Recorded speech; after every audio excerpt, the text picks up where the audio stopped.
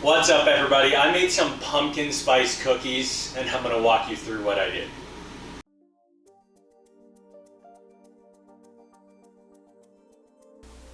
And this is what I'm going to be using to make my pumpkin spice cookies. The ingredients are as follows. We have 1 stick of unsalted softened butter. We're going to be creaming that together with 1 cup of white sugar. Then you have 1 cup of pureed pumpkin, not pumpkin pie filling.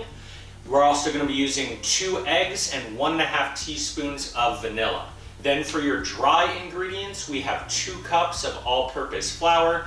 We have 4 teaspoons of baking powder, 2 teaspoons of ground cinnamon, and 1/2 teaspoon each of allspice, salt, and freshly ground nutmeg. So I'm going to walk you through how to make this next.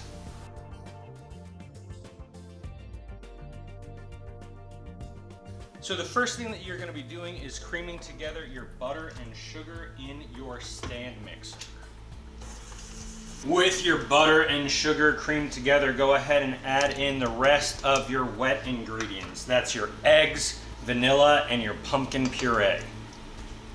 After you've gotten your pumpkin and your eggs almost thoroughly incorporated, go ahead and add in your flavorings and your baking powder and start stirring those in slowly.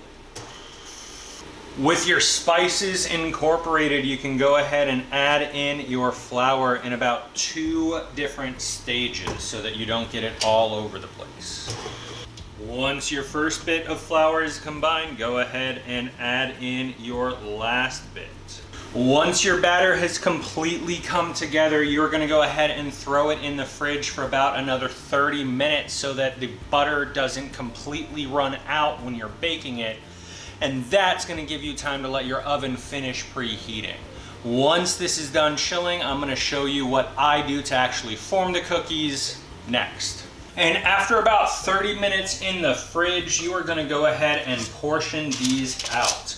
I just am using an ice cream scoop and they are very, very soft and fluffy.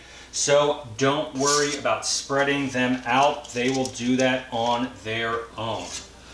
I am just doing 6 big scoops per cookie sheet. And this is going to give me about 10, maybe 12 cookies, depending on exactly how much I put into them. Once I have them portioned out, they are going to go into my preheated 350-degree oven. I'm going to put them in for about 7 minutes the first time. Then I'm going to rotate the pans and put them in for about another 5 to 7 minutes the second time. And I'm going to show you what I'm looking for whenever they are done next. So I've just pulled my cookies out of the oven after about 15 or 16 total minutes. I know that they are done because I can push the sides of the cookies and my finger is not going in, and the tops are set as well. So these are going to sit and cool in the pan for about 5 minutes before I transfer them onto a wire rack to cool completely. Then they get frosted and then I get to enjoy. So you get to see the frosting next.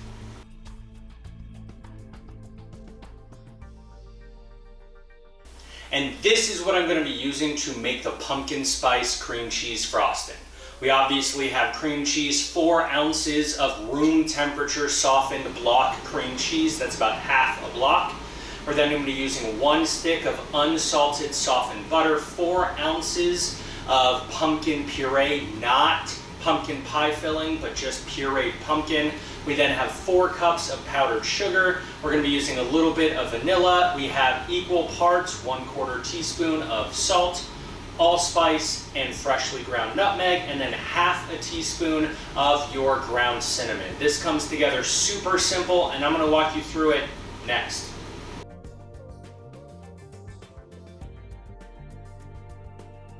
So the first thing that you need to do for your frosting is to get your wet ingredients combined. That's going to be your pumpkin puree, your butter, and your cream cheese. Just go ahead and get this roughly beaten together before you bring in your vanilla so that that doesn't splatter all over the place. Once your butter, cream cheese, and pumpkin puree have come together, go ahead and add in all of your flavorings. That's going to be the salt, the nutmeg, the cinnamon, the allspice, and your vanilla, and get this mixed in.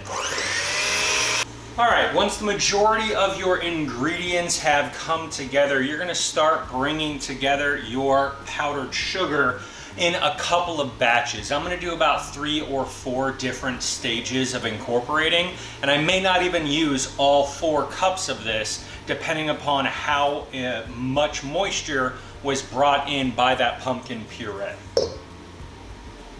And my frosting is done. I know that it's done because it is able to have this nice, luxurious, overlapping quality here, where it is so nice and thick that it will hold this nice loop whenever I am folding it over. So that is what I'm looking for in my frosting, and this is going to go ahead and be put into a piping bag, and then it is going to be left out until it is ready to be piped onto my cookies so that it doesn't harden up too much.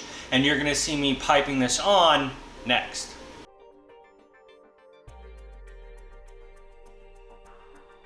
Once your cookies are completely cool, all you have to do is pipe them out.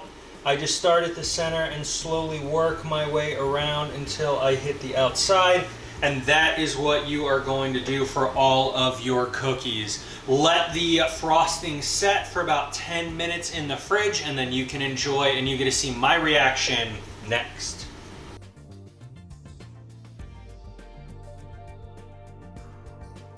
And that's how you make the cookies. I really hope you make it. If you do, let me know your thoughts. But for right now, just look at my face.